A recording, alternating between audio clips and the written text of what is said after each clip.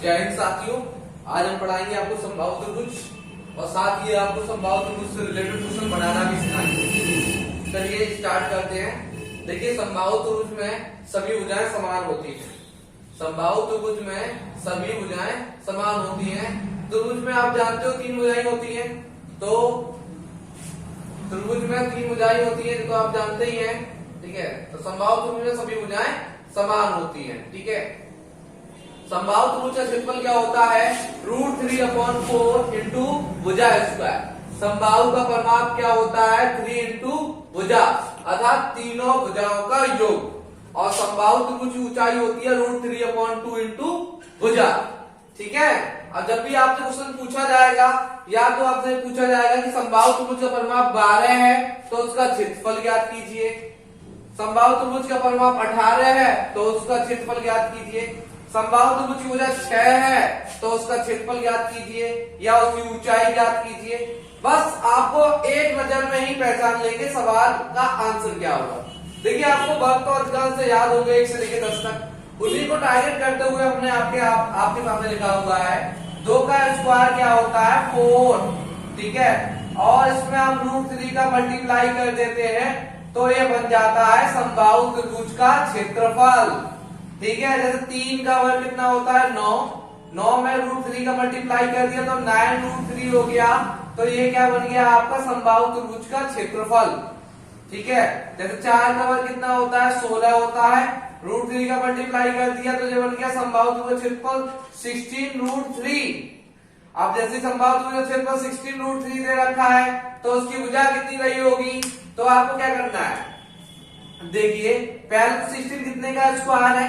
4 का स्क्वायर है, तो 4√3 इसकी ऊंचाई हो गई।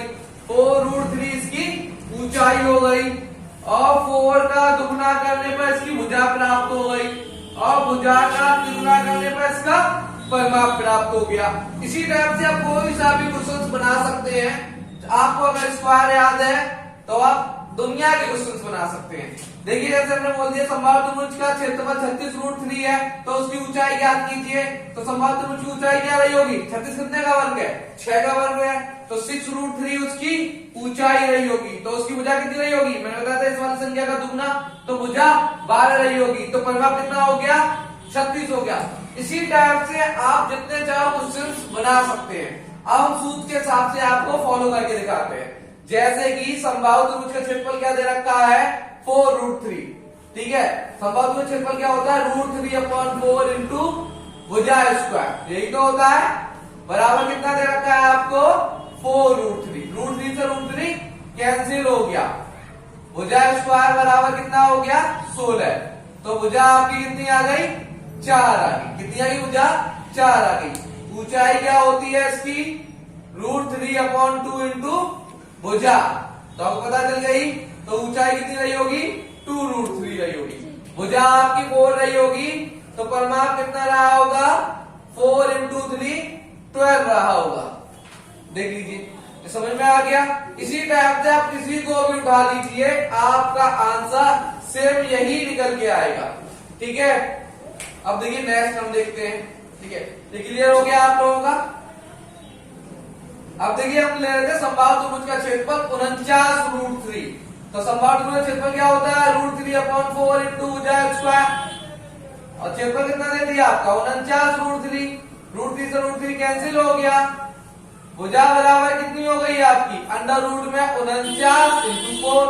49 का वर्गमूल लेंगे 7 और 4 का वर्गमूल लेंगे तो 2, तो 7 दूनी 14। तो भुजा कितनी निकल के आ गई आपकी? भुजा आ गई 14। ऊंचाई कितनी हो जाएगी? ऊंचाई आप जानते हो √3/2 इंटू भुजा, 2 7 14, तो 7√3 हो गई, जो कि आपको 7√3 दे रखी है ऊंचाई। ठीक है, परिमाप क्या हो गया फिर इसका? परिमाप हो जाएगा 14 इंटू 3, तो कितना आ गया आपका? 14 चौथिया 42 इसका परिमाप आ गया। आप किसी को भी लगा लीजिए, कोई सा भी क्वेश्चन किसी भी टाइप का हो, आप ऑटोमेटिक और तेजी के साथ बना सकते हैं, उसे सॉल्व कर सकते हैं और दूसरों से पूछ सकते हैं। ठीक है।